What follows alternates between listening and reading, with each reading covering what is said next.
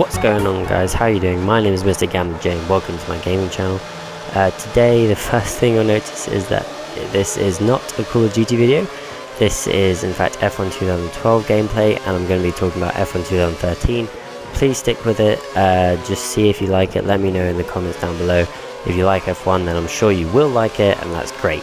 So I'm just going to get straight up into it. So the next F1 2013 game will have two versions. One version will be just F1 2013, and another version, a premium version, will be F1 2013 Classic Edition.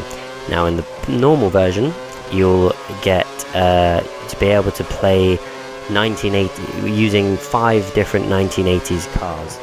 However, in the Classic Edition, you'll get those, plus you'll get another 6 cars that were used in the 1990s, as well as 2 additional circuits that you will be able to race those cars on. The different cars and teams will be represented by 2 drivers, the original that raced in that team's specific car, and a team legend that has represented that team in a different era. That's how that's going to work, and those are the differences between the two. Everything else that I'll say from now on, apart from I think one tiny extra thing, will apply to both of them. So there will be designated classic races, both online and offline. That's how you'll be able to use these. Plus you'll be able to use and drive the cars in modes like time trial and time attack, and another mode that has not been announced yet, so we're still waiting for that piece of information. With the 80s cars, whenever you will race them in a race, not in time trial, the grid will be made up of 10 cars, and whenever you use the 90s cars, the grid will be made up of 12 cars. For both of those as well, the pit stops will be unique to each era. There'll be different distinct animations, there'll be different pit crew clothing, and especially the timing that it takes to do the actual animation, do the pit stop, will be different. So far overall, from last year, from F1 2012 to F1 2013, they've put more effort into improving the AI to make it more adept at racing, let alone driving. The key differences between F1 2012 and F1 2013 is this inclusion of classic cars and tracks. That's the key differentiator, which, to be honest, if that's really the key differentiator, that's not, in my opinion, not good enough to bring out a sort of new game, in the sense that it's not a big deal. That could be sort of like a DLC. They could have easily put that in a DLC as opposed to bringing out a complete new game. They have made refinements to weather, such as they say it's a better balance and it has stronger visuals. Obviously the refinements to AI, as I previously mentioned, and they have of course an updated calendar and team switches, such as Hamilton went from McLaren to Mercedes. That will be included obviously, and the return of tracks such as the Nürburgring. And one other thing is that the slipstream effect is apparently better balanced now.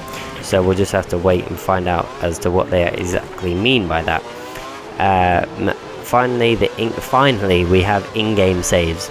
So you can save your race during practice, during qualifying, or even anytime during the race, and you can come back to it whenever you want. I've only ever attempted doing a full race, like 70 laps or whatever, on Monaco. That's where I did it. I attempted it once. It took ages. I sort of did stop the game a few times, sort of have a drink or whatever, but only for maybe 5 minutes, because I wanted that experience, and it is amazing. Believe me, it is worth it. But you get to experience the drama, the strategy, and the story come race end. You know, so many things happen. It rained like 3 times, and I went from like the middle to the front to the back, and like it was insane. It was so much fun, so much more fun than doing one of these tiny like 3-5 lap races. And so hopefully a lot of people will want to do that now and be able to experience that.